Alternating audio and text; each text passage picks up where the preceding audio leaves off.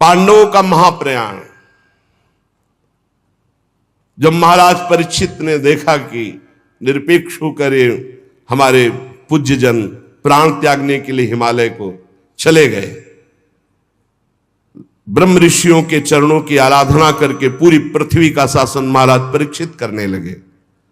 यहां से जाना है, देखो सब कितना वैभव, सब क्या है, शरीर छोड़ा, भजन है तो ठीक है, भजन नहीं तो व्यर्थ है, ये सब नौटंकी नाटक है, 4 दिन का, मरने के बाद कुछ नहीं, और सबको मरना पड़ता है भाई। जब भगवान अंतर ध्यान हो गए, ये महापुरुष अंतर ध्यान हो गए, तो अपने लोग तो घास फूस की तरह है। महाराज परीक्षित उत्तर की पुत्री इरावती से विवाह किया, उनके जन्मेजय आदि 4 पुत्र हुए। कृपाचार्य को आचार्य बनाकर गंगा तट पर 3 अश्वमेध किए महाराज परीक्षित ने, और ब्रह्म ऋषियों को खूब पुष्कल दक्षिणा दी। यज्ञ में जिस देवता को बुलाया जाता स्वयं प्रकट होकर आहुति ग्रहण करते, क्योंकि महाभागवत महाराज परीक्षित के द्वारा यज्ञ हो रहे।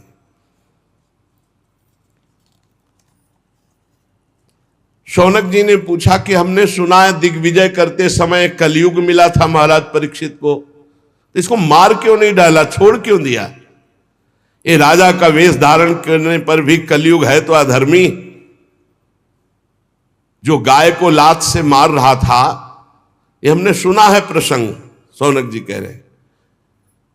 तो भगवान श्री कृष्ण की लीला से, चरण कमल से यदि संबंध रखता हो तो अवश्य चर्चा कीजिए, क्योंकि मैं सुनना चाहता हूं। दूसरी व्यर्थ की बातों से क्या लाभ, उनसे तो समय व्यर्थ नष्ट होता है। प्यारे श्रुति जी, जो लोग चाहते हैं कि मोक्ष मिले या भगवत प्राप्ति हो, उन्हें खूब कानों से भगवत चर्चा सुननी चाहिए और जबान से नाम जप करना चाहिए। ये जो मंदभागी जन है, ये दिन भर रुपया कमाने में लगे रहते हो, रात में भोग या सोने में काट देते हैं, पूरा जीवन व्यर्थ जाता है। सूत जी ने कहा, धन्य है शौनक जी, आप महात्मा जन जो भगवान की चर्चा सुनना चाहते हैं।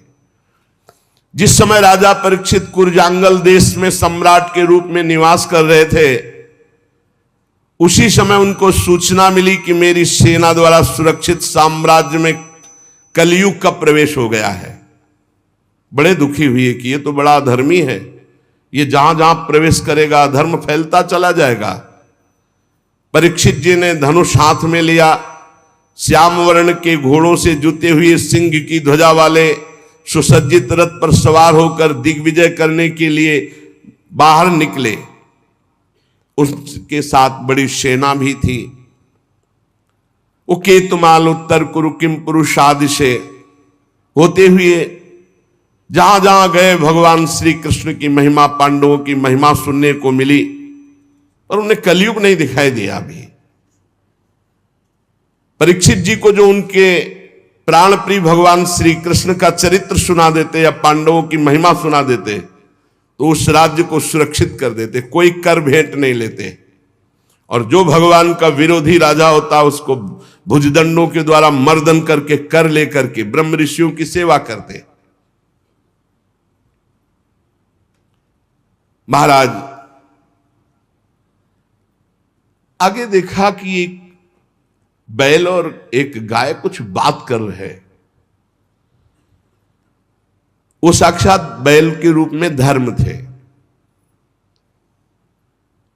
और गाय के रूप में पृथ्वी थी। महाराज परीक्षित ने दूर से देखा, धर्म ने जो बैल के रूप में थे पृथ्वी से कहा, कल्याणी तुम कुशल से तो हो ना, तुम्हारा मुख श्रीहीन हो रहा है, हमें लगता है कोई भारी दुख है तुम्हें, तुम किस लिए चिंता कर रहे हो? कहीं मेरे 3 पैर टूट गए हैं उसके लिए तो तुम चिंता नहीं कर रहे हो? संभव है तुम इसलिए चिंता कर रही हो कि दुष्ट कलयुग अब तुम्हारे ऊपर अधर्म आचरण करेगा। हो सकता है तुम इसलिए चिंता कर रही हो कि अब आज क्या जो समाज आगे आएगा कलयुगी, वो खान पान वस्त्र स्नान स्त्री सहवास में शास्त्रीय नियमों का पालन नहीं करेगा, मनमानी आचरण करेगा, मनमानी व्यभिचार करेगा, मनमानी खाए पिएगा, वो आसुरी भाव को प्राप्त हो जाएगा, राक्षसी स्वभाव को। कहीं तुम भगवान श्री कृष्ण के अंतर्ध्यान हो जाने के कारण तो नहीं दुखी हो? तुम क्यों दुखी हो? पृथ्वी ने कहा, बैल के रूप में जो तुम धर्म देवता हो, ये तुम्हारा स्वभाव ही है ऐसा, दूसरे के दुख से दुखी हो जाना। पूछना उत्तम है, पर तुम सब जानते हो मैं सबसे दुखी इस बात से हूं कि भगवान श्री कृष्ण सारे जगत को सुख पहुंचाने के लिए प्रकट हुए थे, अंतर्धान हो गए। आज मैं भगवान से प्रकट लीला में विमुख हो चुकी हूं, भगवान अंतर्ध्यान हो चुके, और प्रकट देख रही हूं कि तुम्हारे 4 चरण 3 चरण तोड़ दिए गए। तुम में समस्त सद्गुण वास करते हैं। धर्म, ये 39 अप्राकृत गुण जो धर्म को मानता है, धर्म से चलता है, उसमें जागृत हो जाते हैं।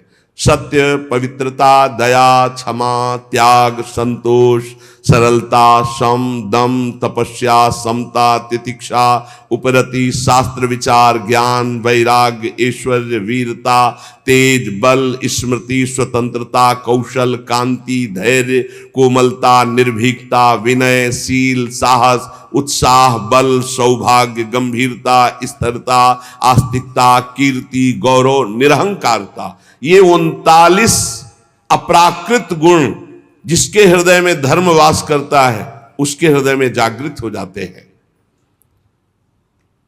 एक क्षण के लिए भी भगवान उससे अलग नहीं होते जिसके हृदय में धर्म रहता है। धर्म तुम्हारी दुर्दशा कर दी इस कलयुग ने। मुझे बड़ा शोक हो रहा है, मुझे साधु महात्माओं के लिए शोक हो रहा है, मुझे धर्म के लिए शोक हो रहा है, मुझे भगवान के अंतर्धान हो जाने के लिए शोक हो रहा है। मैं अभागिनी हूं। मुझे सौभाग्य पर शायद गर्व हो गया था कि भगवान के चरण चिन्हों से मैं युक्त हूं। मेरे शायद उसी गर्व का मुझे दंड मिला है कि आज मैं अभागिनी हो गई, भगवान अंतर्ध्यान हो गए।